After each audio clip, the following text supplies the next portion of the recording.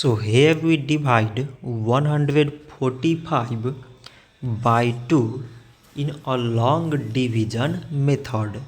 So 2 times 7 means 14. On subtracting we got 0. So now we bring down the number beside this 5 and now we remove this 0. So 2 times 2 means 4. On subtracting we get 1. So now this 1 is less than 2. So we put here decimal so that we take 0. So now it became 10 and 2 times 5 means 10. On subtracting we get 0.